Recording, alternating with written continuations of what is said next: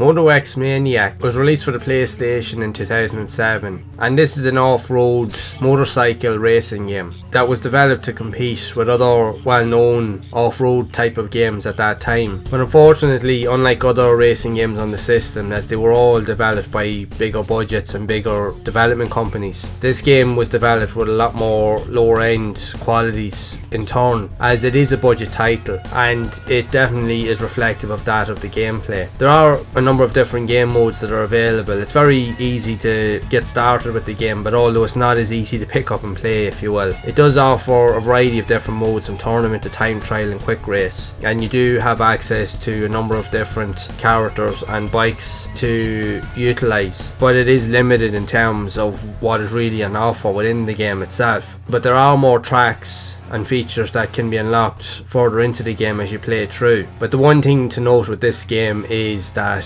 even though it's a budget title, it is very reflective of that stance, as the control system is very fiddly to use. This is not an easy game to pick up and play. This game was also developed by the same developers that have done tons of other budget racing games with the likes of Off-Road Extreme and among other types of even go-kart racing games. And those type of games, for what is an offer, yes, they're playable, but they wouldn't be as of high quality compared to other games on the system, as they can be very difficult. They're very cheap and aggressive computer AI, but the control systems is always where these games really lack, and this game really shows that in abundance, as it doesn't have great controls. Even for an off-road game, it tries to do things, but it just doesn't execute it as well as it could, which is kind of a pity, as it does have some fairly decent graphics for what is on offer, but it's just the gameplay controls is the real downfall of this game, as you will slide all over the place, which you would think is typical of these type of games, but this game really over exemplifies that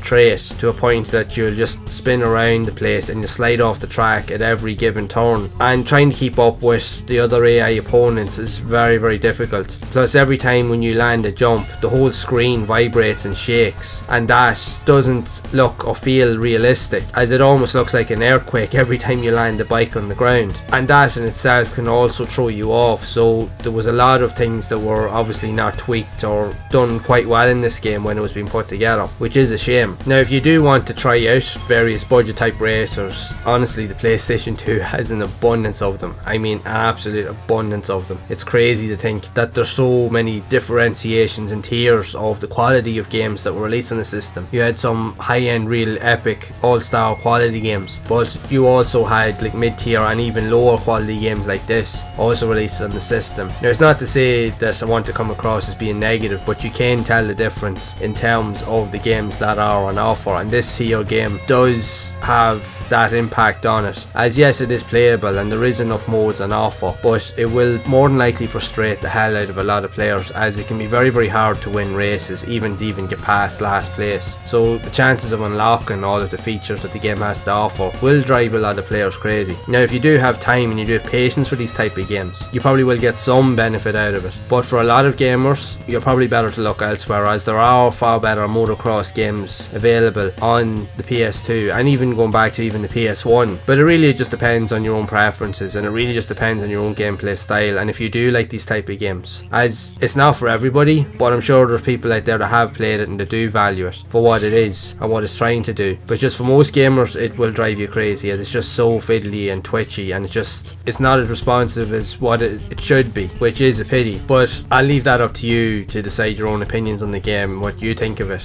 And if so, I'd love to know your thoughts on this game, Motocross Maniac, if you have played it yourself back in the day, and if so, what did you think of it? Do you enjoy these type of motocross games, or maybe not so much? I'd love to hear your stories on these type of games, or if you've played this one in particular, so be sure to share it down in the comments below. And if you'd like to see more types of content around games similar to this, then make sure to leave a like, subscribe to the channel and hit the bell to be updated when future videos are released. And if you do want to see videos on similar games that were also released for the PS2, be sure to check out the playlist here on screen to see more of those games in action. So you can head on over to check them out, and I will see you in the next one.